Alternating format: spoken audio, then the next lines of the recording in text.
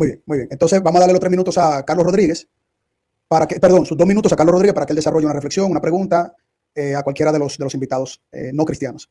Sí, me preguntaba Aristarchus cuando yo entré, o ahora cuando ya había entrado, él había hecho una pregunta, realmente me chocó mucho, me gustaría aprovechar ahora que él la detallara, porque él, o sea, lo que yo entendí que él dijo, no sé si fue que escuché mal, creo que él estaba respondiendo a la intervención del señor Irak.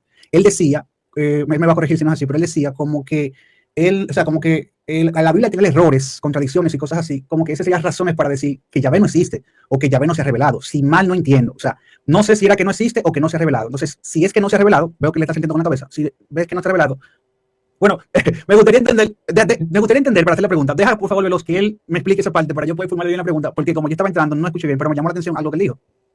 O sea, tú decías que las contradicciones o las cosas, textos contradictorios y eso, ¿qué es lo que prueba? ¿O qué es lo que no prueba? ¿Puedo responder ahora? Sí, tómate un tiempecito, Aristarco, ahí breve, ¿no? Menos de 30 segundos, para que él te entienda. De acuerdo, mi posición claramente no era que el hecho de que haya contradicciones o errores fácticos en la Biblia implica que Yahvé, o que Dios no existe, claramente. O sea, Dios, si hablamos de un Dios filosófico, podría existir al margen de lo que... La Biblia es irrelevante para un Dios filosófico. Podría ser un Dios tipo aristotélico y no tiene nada que ver con la Biblia.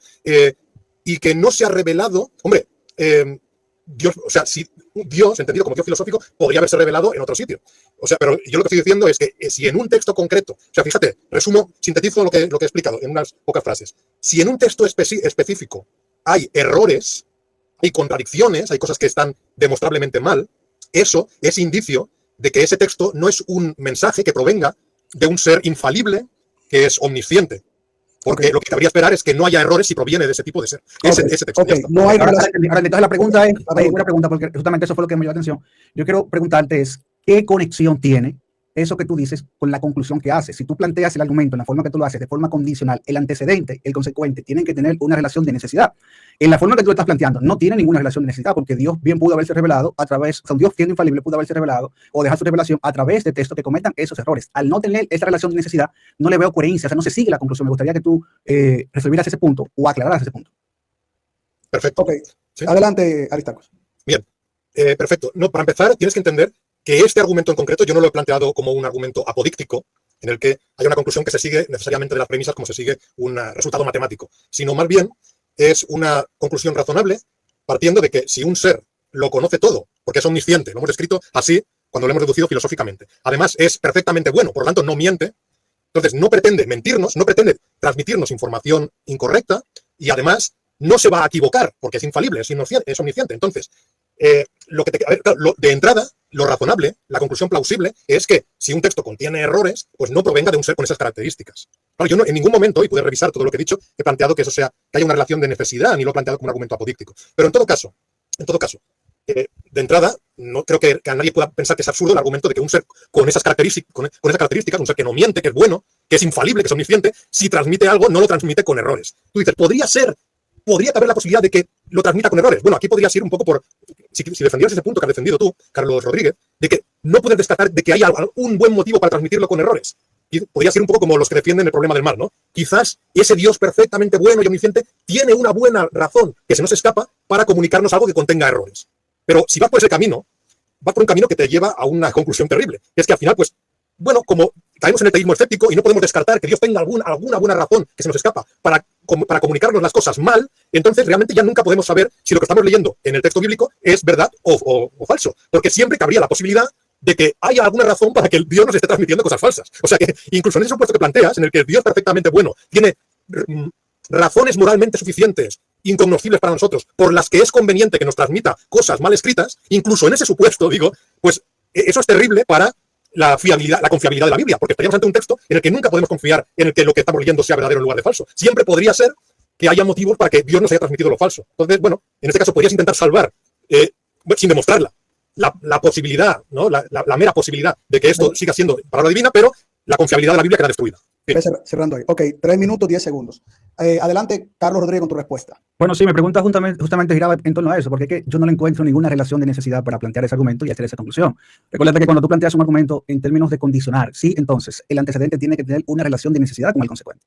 En la forma que tú lo has planteado, como hacer la pregunta, no veo esa relación de necesidad. O sea, primero, porque hay una desconexión total. Por ejemplo, tú hablabas de la omnisciencia, pero la omnisciencia es una propiedad de Dios y nada tiene que ver con texto inerrante. O sea, tú estás objetando prácticamente una doctrina teológica y antes de llegar a la doctrina teológica hay un sinfín de pasos que hay que atravesar. Entonces, no, yo veo irrelevante hacer hincapié o apelar a una doctrina teológica que de hecho no todos los cristianos la sostienen como la inerrancia. O sea, veo innecesario apelar a una doctrina teológica que es lo último, el último paso luego de un proceso de exégesis, llegar a la teología para decir que ese Dios no pudo haberse revelado o no pudo haber inspirado el texto, que esa es otra cosa. Recuerda que, o no sé, realmente no sé cómo te han presentado esa parte, pero Dios no escribió la Biblia. O sea, lo que vemos en la Biblia es el testimonio de personas que experimentaron y tuvieron experiencia con Dios, salvo tal vez algunos 2 o 3 pasajes o capítulos que dicen que Dios lo escribió, por eso había que analizarlo. El punto es que primero Dios no escribió la Biblia. Segundo, si hablamos de inspiración, que es algo teológico, había que hablar de las diferentes doctrinas. Hay personas que hablan de dictado, hay personas que hablan de escritura de puñaletes, etcétera, etcétera. O sea, yo lo que estoy viendo es, o lo que no entiendo, cómo es que tú llegas o apelas a una doctrina teológica para descartar una cosa que nada tiene que ver, porque Dios pudo haberse revelado, interactuado con todas las personas del pueblo hebreo, interactuado con todas las personas del Nuevo Testamento, y el texto pudo haber tenido todos los errores que pudo haber tenido. De hecho, lo que llamamos errores,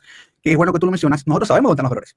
Entonces, no creo que apelar a una especie de agnosticismo o desconocimiento o incertidumbre o escepticismo, creo que es necesario en este caso. Nosotros a través de crítica textual podemos identificar variantes en los textos y es a esos errores que te refieres. A través de la crítica de la tradición y de las fuentes o de las formas, podemos hasta ver la evolución de ciertas tradiciones. Entonces, nosotros sabemos dónde están esos supuestos errores o discrepancias. Es más, me parece que la objeción es un poco, vamos a decir, como que muy parcial. Porque si extrapolamos esa objeción, Aristarcos, a textos que no son cristianos y que no son inspirados, entonces nuestro conocimiento de todo había que caerse. Por ejemplo, por ejemplo, un caso, el incendio de Roma, tenemos 3 fuentes y las 3 fuentes discrepan en cuanto a dónde estaba Nerón en el incendio. Si nosotros hablamos, por ejemplo, de Alejandro Magno, tenemos 4 fuentes, pero Julio Flavio Arriano es la fuente más fidedigna muchos siglos después, que se basa en 4 fuentes y las 4 fuentes se contradicen, él mismo lo dice, en la Anábasis de Alejandro. Entonces, me parece que la mención de errores no quita que podamos conocer la objetividad de lo que dice el texto o la objetividad de lo que ha pasado. Y por eso te digo que primero no veo conexión en cuanto a antecedente y consecuente en términos lógicos. No hay relación de necesidad. Y segundo, la conclusión me parece un non sequitur. Voy cerrando. Ok, 3 minutos 8 segundos, o sea, Aristarco 3 minutos 10. Estamos muy bien del tiempo de la parte de la prórroga que damos, ¿verdad? Para poder terminar la idea. Y cuando esté listo, Carlos, para escuchar tu metodología, para probar el ateísmo en ese aspecto. Adelante. Vale, gracias, Carlos. En primer lugar, Carlos, yo no soy ateo. Segundo, no existe una metodología para descartar a Dios propiamente, porque como te digo, mi punto de vista es agnóstico, no ateo, entonces no te puedo dar una metodología, digo con lo que yo no estoy familiarizado, porque yo no soy ateo, soy agnóstico. Ahora, si enderezo tu pregunta y la hago en base a lo que yo hago como agnóstico para descartar el Dios bíblico en particular, que es de lo que hablo, y no el concepto de Dios en general, te diría que la metodología que yo utilizo es la comparación histórica y el naturalismo como base.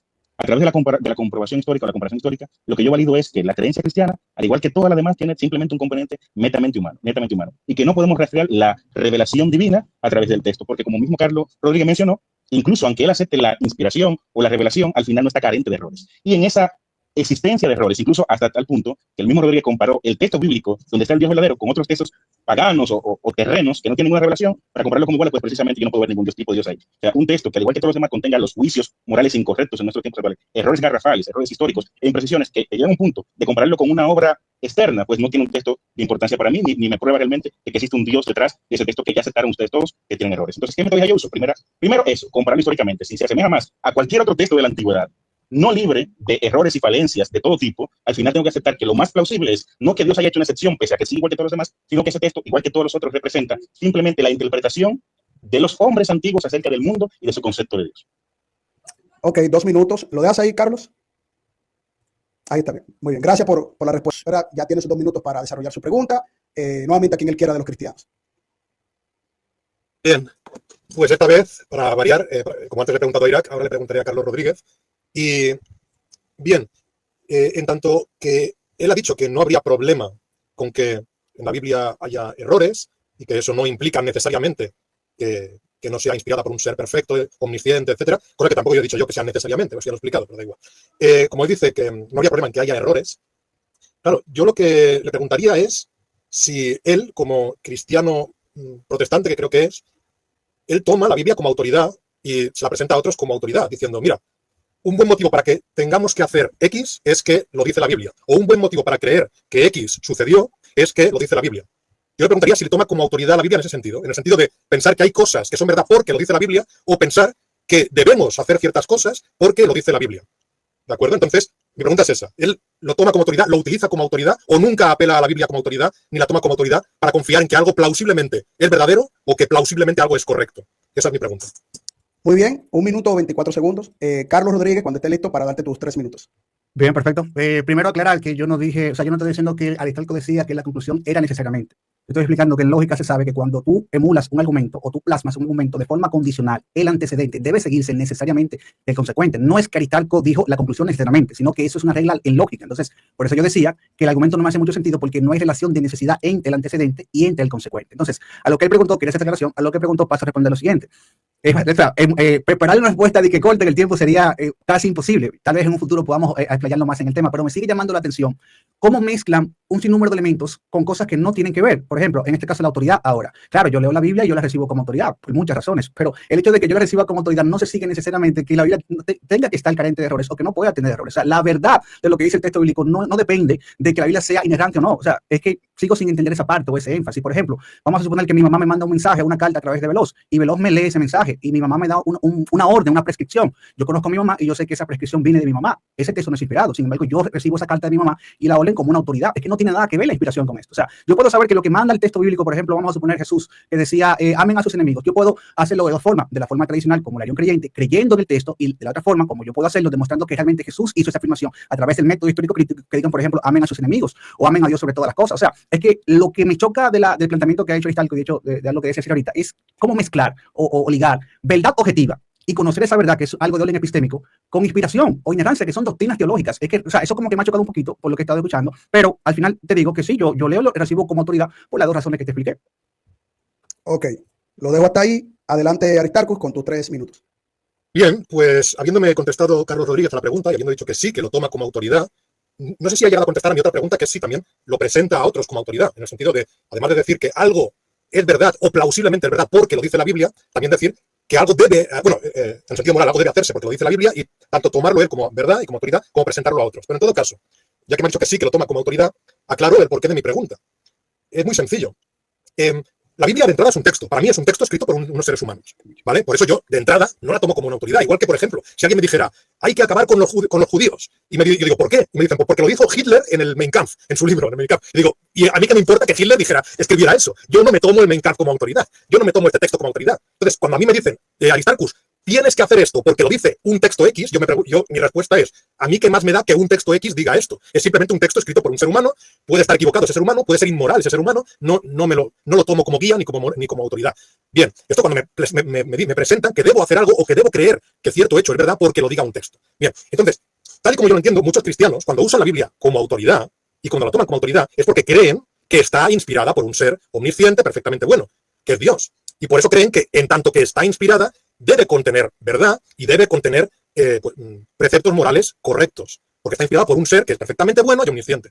Es por ese motivo. Pero claro, si hemos visto que puede contener errores humanos, ya sea, da igual el motivo, ya sea porque en las sucesivas traducciones se han ido cometiendo errores por parte de humanos falibles, o ya sea porque los sucesivos humanos han incluido sus propios sesgos morales y sus propias ideas sobre el mundo equivocadas sin estar inspirados. O ya sea porque hay partes que no están inspiradas, da igual el motivo. Pero del motivo que ya sabemos que está contaminada de ese modo, o que en todo caso Dios quería transmitir errores por algún motivo misterioso, entonces ese uso de la Biblia como autoridad pues ya desaparece precisamente porque ya pasa a ser como cualquier otro texto humano en ese sentido. O sea, ya no tiene ese peso, la inspiración divina, como para pensar que por lo tanto debemos seguir lo que dice la Biblia. Sería como cuando a mí me dicen que tengo que hacer algo porque lo dijo Hitler cuando escribió el Mein Kampf. Digo, ¿y a mí qué más me da?